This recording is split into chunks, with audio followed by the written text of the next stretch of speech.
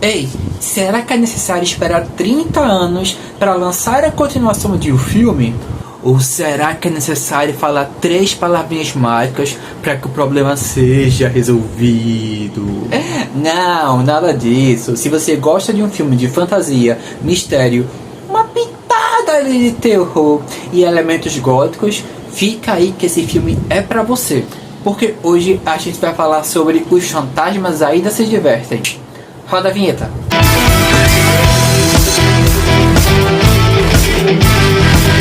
Hello, manos, e aí, como é que vocês estão? Eu espero que bem.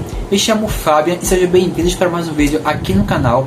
E logo no início eu te peço para deixar o like, se inscreve no canal, comenta aí qualquer coisa. E mesmo se não souber o que comentar, pode digitar um emoji, um emoticon, um ponto, porque isso me ajuda muito no engajamento e faz com que o YouTube leve esse vídeo para mais pessoas. Então me ajuda, vai, é rápido, é de graça, tá bom?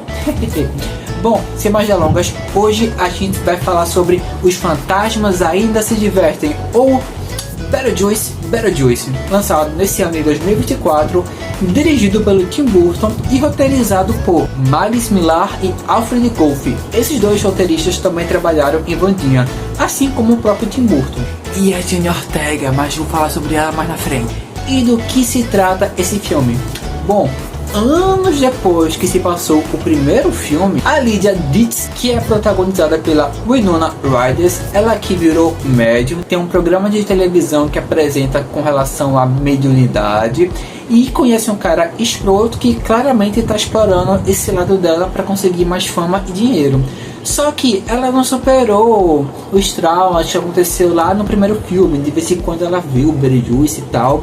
E aí, pela madrasta dela, ela tem uma notícia horripilante que faz com que ela tenha que voltar lá para casa do seu antigo pai, junto com a sua filha e a madrasta, para tentar resolver toda essa situação, toda essa problemática que vai envolver um monte de coisa, fantasmas, sobrenatural, sabe? Aquele tipo de história, aquele tipo de coisa que a gente vê nos filmes do Tim Burton. A primeira coisa que eu preciso falar sobre esse filme é o seguinte: ele acerta muito na questão do seu ritmo e continuidade, coisa que no primeiro filme acaba sendo um pouquinho mais devagar, mais lento para as coisas acontecerem. Aqui não, aqui as coisas já é mais dinâmico.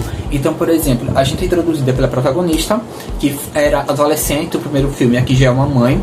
A gente também é introduzido pela madrasta dela, ou seja, temos duas gerações diferentes. E ainda a gente é apresentado pela filha da Lydia, que é a Astrid, que é protagonizada pela Jenna Ortega. Ou seja, temos 3 gerações ali para falar sobre assuntos de perspectivas diferentes, mas que no final das contas vai ter uma ligação. E aquela velha história: a filha não se dá tão bem assim com a mãe e a mãe aprendeu a lidar com a madrasta, o que já nos mostra aqui um tipo de problemática e até mesmo um tipo de zorra, porque o filme ele vai por esse caminho mais de comédia também, barra aventura e caricatice. Porque esse filme aqui tem bastante coisa caricata, entendeu? Que é misturado pro surrealismo, principalmente quando é mostrado o mundo do além, o outro mundo, o que é um outro ponto positivo que a gente vê mais dessa outra passagem que não era tão explorado assim no primeiro filme. Então a gente tem bastante cor, a gente tem variedades, a gente vê cenários que lá no clássico estavam presentes, aqui também está presente.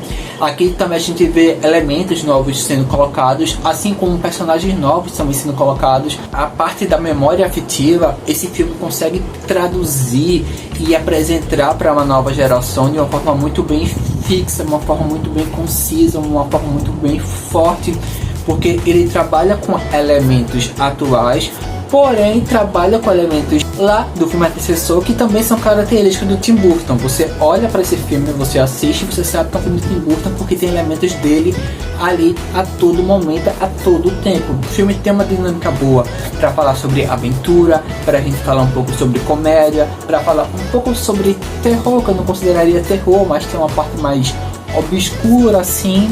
Mas porque a gente fala sobre fantasmas e tal, a zona além da vida, sabe?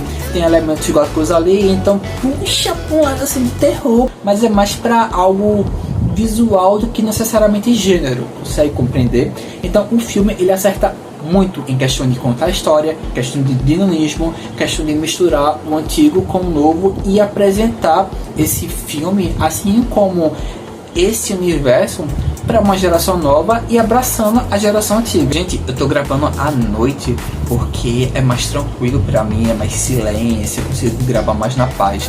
Então eu tô fazendo aqui o teste, mas depois vocês me falam se gostaram dessa nova proposta de eu fazer o vídeo à noite ou se preferem eu fazer no vídeo de dia, tá? É só comentar aqui embaixo.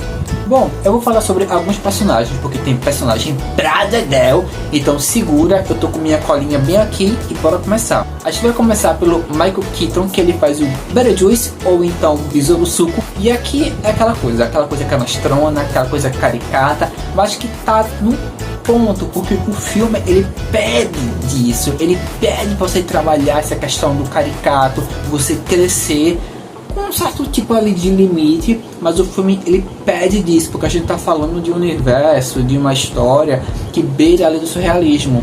Então o Michael aqui ele tá bem confortável para fazer o personagem, ele tá bem divertido também, digo que até bem natural, para falar a verdade. Uma coisa que eu achei interessante é que o Michael, para voltar a fazer esse personagem, pediu para o personagem não aparecer muito como no filme antecessor. Isso era um trato para ele voltar para esse filme e foi cumprido. O personagem aparece sim várias vezes, mas digamos que não é ele que carrega o filme exclusivamente nas costas, sabe? É só a imagem dele do início ao fim. A Winona, ela faz a nossa Lydia Dix, e aqui já é uma versão adulta daquela personagem adolescente, gótica, que aqui continua nesse mesmo estilo. E apesar dos apesares, ela muitas vezes, o personagem, parece pra mim uma mosca morta, sendo bem sincero. Fica às vezes com aquela expressão de ai meu Deus, o que eu faço? E não sei o que fazer. E sabe, dá vontade de dar um tapão de desenrola, carretel. Entende? Mas é uma questão de roteiro, não tem nada a ver com a atriz. E aqui, junto com o Michael, não chega a ser tão caricato, porque o personagem não é tão assim, mas ela se funde com esse universo, consegue compreender. Eu gosto da performance dela aqui, acho ela bem confortável, e eu sinto como se ela estivesse fazendo com gosto o papel, entende? Ela tem uma memória muito afetiva, claramente, por esse filme, aliás, pelo filme antecessor. A personagem tem uns traumas, como eu falei, do Besouro Suco, que ela precisa lidar com aquilo também, ela precisa lidar com a perda do marido, enfim, tem várias coisas que acontecem no filme, que o filme vai desenvolvendo, que a gente vai entendendo do porquê da personagem tá passando por determinadas situações. Tem várias camadas aqui, mas a Winona aqui tá de parabéns. A Catherine O'Hara volta para esse papel da Delia Deetz, e vou te falar que eu prefiro ela nesse filme daqui do que no filme antecessor. No filme antecessor eu achava ela meio chata como personagem, e aqui ela tá excêntrica, tá divertida, tá aquela coisa grande, sabe, que chega já ganhando espaço. Tem gente que talvez vai odiar, mas eu amo esse personagem aqui, eu não vou mentir não, eu adoro as caras e bocas que ela faz. A personagem tá passando por uma fase meio performática, sabe, ela tem um museu de artes e trabalha todo nessa ideia, tá naquela energia 100%, enfim, os takes dela são extremamente divertidos. Eu gostei bastante dessa personagem aqui e eu ri demais com as atrapalhadas dela. A Mônica, ela faz a Dolores, que eu vou chamar aqui da noiva cadáver gótica do mal, porque ela é ex-esposa do Besouro Azul e ela quer vingança. E aí o filme ela explica por que essa personagem quer uma vingança, e ela tá correndo atrás do Besouro Suco, feito gato caça-rato nesse filme todo, sabe? É um personagem que você percebe que é imponente, aquele personagem que você olha e pensa, vai dar de cabeça, dá um calafrio sim, porque ela tem aquela imagem de malvadona, sabe? Tipo, sou do mal, sou sangue frio e é isto. Então, é essa personagem aqui. O Justin aqui, ele faz o Rory, que é o namorado da Winona. E é o seguinte, aqui ele faz aquele personagem canastrão que ele tá querendo botar sempre a mão no dinheiro, sempre querendo crescer e se aproveitando dos mais fracos. E é basicamente isso, aquele personagem que tá ali só pra ser chato, pra ser dor de cabeça e pra fazer uma ponte ainda mais destrutiva entre a Lydia e sua filha, que é Astrid, que é protagonizada pela Jenny Ortega. E é o seguinte, aqui temos uma problemática.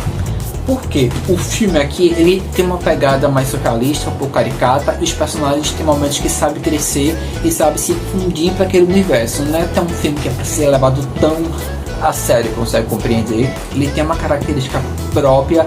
E a Jenna Ortega parece que ela não conseguiu se fundir para esse universo. Parece que ela não conseguiu se fundir com o personagem, nem pro filme que estava sendo feito. Então parecia que a personagem dela era de um outro filme que foi colado aqui. E essa personagem, aquele típico adolescente que não se dá bem com a mãe, porque tem algum problema específico, que odeia ela, que odeia todo mundo, que tem aquele estereótipo de ninguém me ama, você não é boa o suficiente, consegue compreender, tem essas características ali que a Jenny leva até para um lado mais dramático, digamos assim, mas esquece o fator tempero que o filme pede, que é difícil, não é fácil, é difícil você saber lidar o caricato, mas não tão caricato assim para não perder a magia, você conseguir entrar nesse universo que sai um pouco dessa realidade, você compreender, não é uma tarefa fácil, mas infelizmente aqui a Jenny, ela pecou na performance, parecia que era um personagem de um outro filme. Fora que a personagem dela aqui é uma Wandinha mais sem graça. O William, o nosso eterno Duende Verde, ele faz aqui o Wolf. E sabe a questão do caricato que eu falei, que eu venho falando o vídeo inteiro? Então, esse cara aqui entrega. O que acontece? Ele aqui trabalha como um delegado de polícia do outro mundo, do além, só que na verdade ele não é bem um delegado. É um ator que tá dentro daquela outra profissão, tá treinando essas nuances, sabe? Então aqui é um exemplo perfeito de um personagem que faz parte desse universo, que ele brinca entre o caricato e o real. Ele tem aquelas pausas certas para fazer caras e bocas, fazer pose, principalmente quando a gente lembra de filmes de ação dos anos 90, dos anos 80. Então o próprio personagem brinca com isso, com a questão de você precisa ser mais confiante, você precisa se olhar assim, você precisa se comportar de tal jeito, não sei o que. Aí tem aquelas poses, sabe? O personagem ele brinca muito com isso. Tá, mas o que acontece? Apesar do filme ter seus pontos altos, seu ponto forte, tem algo aqui que me incomoda. Primeira coisa, tem bastante arcos, sabe? Tem um arco da Winona, tem um arco da Jenny, que é uma adolescente ali que não fala como todo mundo, também é mais introvertida, mas aí conhece um crush, então tem aquele trabalho ali de adolescência e conhece no primeiro amorzinho, digamos assim. Tem o trabalho também da mãe da Lídia. Então assim, são 3 gerações que voltam para um local e tem seus arcos bem definidos para ser trabalhado. Acontece bastante coisa. Fora o fato do Besouro Azul. E qual a problemática nisso tudo? É o seguinte, a forma como eles concluem alguns desses arcos. Entende? Porque o filme ele vai preparando o terreno para aquela coisa e vai crescendo e vai se desenvolvendo diante desses arcos. Muito bem feito. Muito legal, você fica extremamente entretido e querendo mais. Mas aí quando chega no terceiro ato para concluir, as coisas é muito rápido assim. Tem arco ali que seria gancho até para um outro filme, digamos assim, seria o arco principal de um filme completo, que é resolvido, sei lá, em 10 segundos, te juro. Então ele peca e tenta concluir as coisas muito rápido. O filme ele não é longo, ele tem 1h40 por aí, então não sei se é a direção do roteiro tentar dar uns cortes para justamente caber nesse tempo mais baixo. Mas assim, teria como resolver isso, não se estendendo tanto o filme assim, mas entregar uma boa conclusão de algumas coisas, entende? Concluir de uma forma melhor alguns arcos que o filme estava trabalhando em cima disso. Porque é rápido, não é questão de ser ruim, é porque é rápido, sabe? É vapt-vupt. Mas de resto, cara, é um filme muito legal, é um filme bem gostoso de assistir.